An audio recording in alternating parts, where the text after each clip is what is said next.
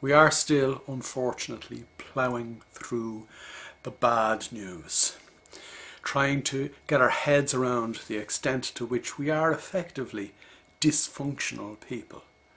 People who are trying to figure out what is the best thing to do based on incorrect information coming from the inside in relation to what's going on in the outside world.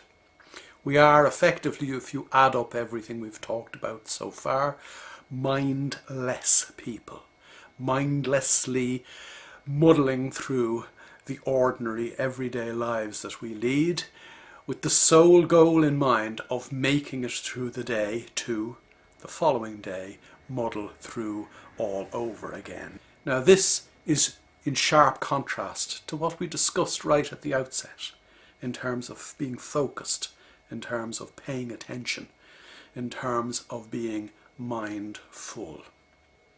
But unfortunately, as we already know, we're on automatic pilot. That automatic pilot ensures that evaluating what is really going on in the outside world by churning it through our own stored knowledge, which we learned during our formative years, we create this impression of what is going on and react automatically according to the snapshots that we took of how we should behave or misbehave ourselves during our formative years. In other words, even though there is this vast bulk of research that says we can only perceive what we expect to perceive, that actually falls short of explaining the actual reality of the situation, that we don't just perceive what we expect to perceive, we create what we expect to create. Day in, day out, we create our version of reality according to our expectations and our automatic behaviours. It is a constant creative process which leads to a life of self-fulfilling prophecy. The implication, of course, is that if you change your expectations, everything else would change. But there is a little more to it than that. Not only do we need to change our expectations, as we will discover a little later on in one of the later videos, we need to ensure that having changed our expectations, we become mindful, focused on doing just what we need to do to bring those expectations about. But unfortunately, burdened, according to UCLA, with 70,000 useless thoughts every day, we are actually wandering around on automatic pilot, mindlessly, completely immersed in this repetitive nonsense, because the research tells us that the 70,000 thoughts that you and I have every day are almost exclusively the same day in, day out.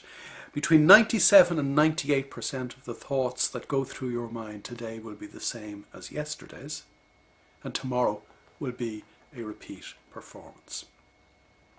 The point is that we need to stop paying attention to the thoughts in our head, because by paying subconscious attention to those thoughts, we constantly and consistently trip ourselves up. You may not be aware, and in fact you're probably rarely aware of any of these 70,000 thoughts, because they're all in your subconscious mind, but you will from time to time become aware of tripping yourself up, of self-sabotaging, or as many of my clients say to me, of being my own worst enemy. You know, when a thought occurs to you, oh, I shouldn't have said that, or I wish I had done this, or I wish I was more forceful, or I wish I'd said what I meant to say rather than beating around the bush.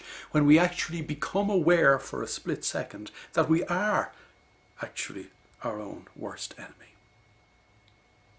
The point I want to make in this video is that we need to learn to stop being led by the nose by those thoughts.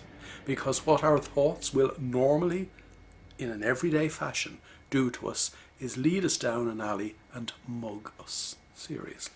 I want to give you an example of what I mean, because a number of years ago I sent a number of clients from an open workshop out for a walk after lunch. 5 people went out individually for a walk.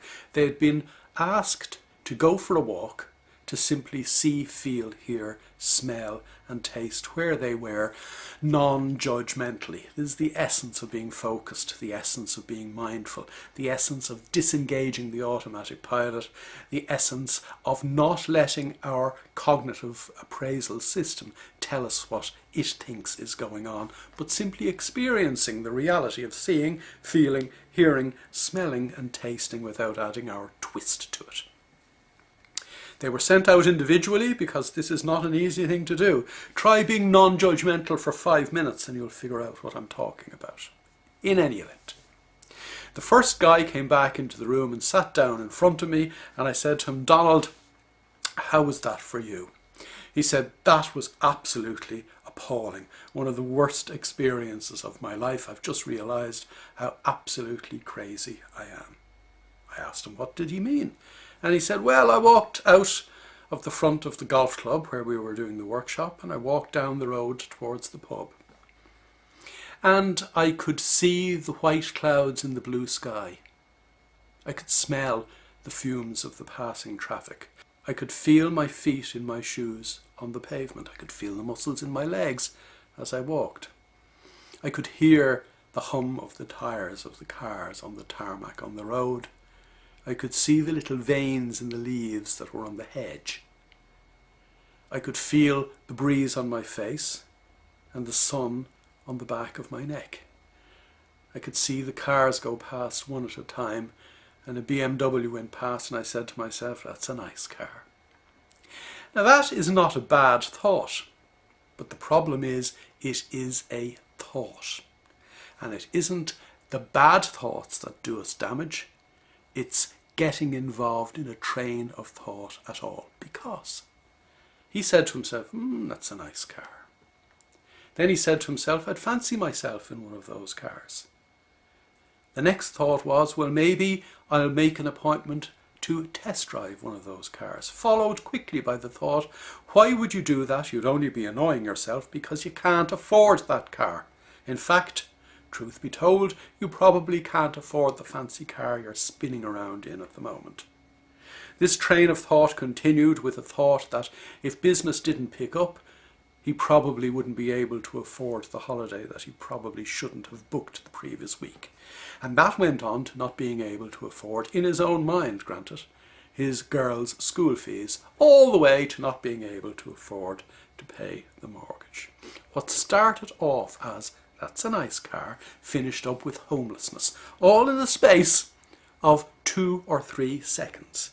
Because our thoughts are like packets of Players cigarettes. They travel in packs of 20, and it isn't the first one that gets you, it's the 20th that will kill you. But starting with the first one is what leads to the rest. The point I'm making is that because we are led by the nose by our own thoughts, because we are on automatic pilot, we simply wander through life wishing for something better to happen, but never being able to do anything about it because, as we said earlier on, we are unable to focus, we are wired to be stressed, and we are wired to resist change. And any time something exciting comes along that might issue in some change in our lives, we tend to get anxious or worried or even fearful, all of which are useless thoughts. There is no such thing as stress. We said that earlier on. There's no such thing as fear. Fear is a useless thought. There is no such thing as anxiety. It falls into exactly the same bracket. The sad fact, psychological fact of the matter, however, is that because we entertain our own thoughts, because these thoughts continue to well up in the same fashion as they've been doing since our formative years, day in, day out, we miss reality. And because we miss reality, we have to make it up for ourselves based on those self-same thoughts, with the result that we wander through life mindlessly.